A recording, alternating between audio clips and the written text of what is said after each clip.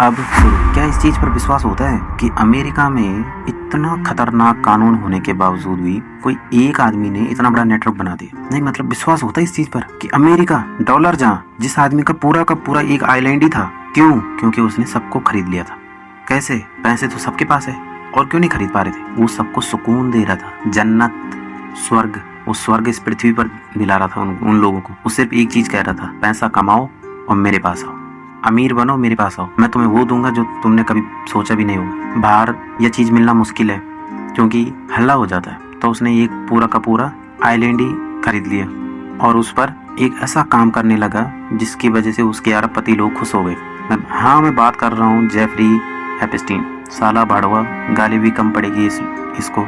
पता नहीं कितने लोग जेफरी एप्स्टीन के जैसे इस दुनिया में साले हैवान, राक्षस। एक आदमी जिसके प्राइवेट जेट में दुनिया के सबसे बड़े नेता, अरबपति और राजघराने के लोग सफर करते थे। मैं सिर्फ ये कह रहा हूँ कि जेफरी एप्स्टीन से लिंक क्यों है? सबके पास तो पैसा है, फिर उसके पास ऐसा क्या था? इतना बड़ा आदमी भी तो नहीं था वो। क्यों हर कोई उसके टच में था? क्यों उसकी फाइल में हर किसी का नाम है?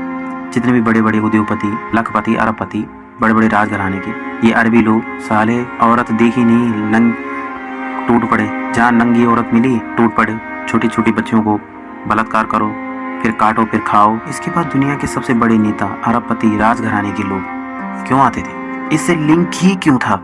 असल में ये नाबालिग लड़कियों को इसके पास अपना एक आइसलैंड था, लिटिल सेंट जेम्स आइसलैंड करके, अपना प्राइवेट जेट, ललित एक्सप्रेस। और लोगों को पता था मेरा पेशा क्या है, फाइनेंशियल एडवाइजर। लोग आते तो फाइनेंशियल एडवाइजर लेने, और इनको ये लोग इसके पास आते थे बाना मारकर कि मैं लेना चाहता हूँ जेफरी से फाइनेंशियल एडवाइजर की सलाह, और लेते कुछ और थे।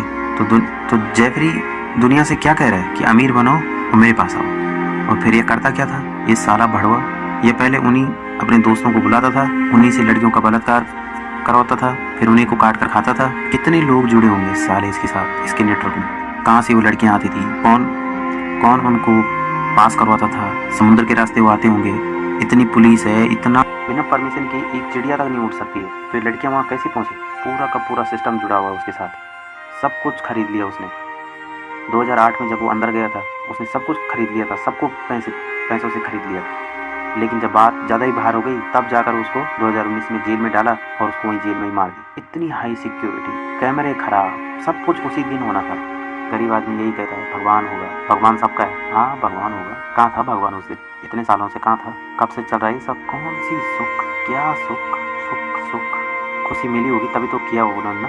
Bill Gates, Bill Clinton, Prince Andrew, Donald Trump, Stephen Hawking, Bill Gates जैसे बड़े बड़े नाम, एक्टरों के बड़े बड़े नाम, नेता, अरबपति लोग, यहाँ अरब से अरबी लोग, लड़कियों की चीखें सुनना कितना सुकून मिलता होगा इनको। मर्द समझते अपने आप को ना। औरतें भी थी, औरतें और औरत को ही बेच रही थी। कौन सी दुनिया बना रहे हैं? कौन सी शिक्षा दे रहे हैं? कौन सा कानून है? कानून खुद मिला हुआ है, कानून खुद मजे ले रहा है। कितनों ने तो फाइल से अपना नाम हटाने के लिए करोड़ों अरबों रुपए दे दिए, खिला दिया। एक चीज़ को जड़ से ख़त्म करने के लिए इतना टाइम लग रहा है। कहाँ कहाँ उसके नेटवर्क थे, कहाँ कहाँ से लोग उसके पास आते थे। स्टीफन हॉकिंग, जिसे हम भगवान मानते हैं, हर बाप अब यही कहता होगा कि देख, बनना है तो उसके जैसे बन। क्या मिसाल देते होंगे लोग अपने बच्चों को कि वो तो अपाहिज है। बोलते हैं लिंक है। लिंक ही क्यों है उसके साथ?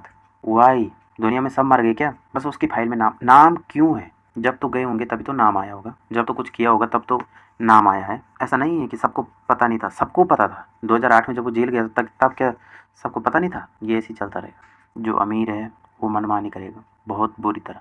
जिस चीज़ पर हाथ गया वो उठा ली। कोई कानून नहीं, सब ठीक।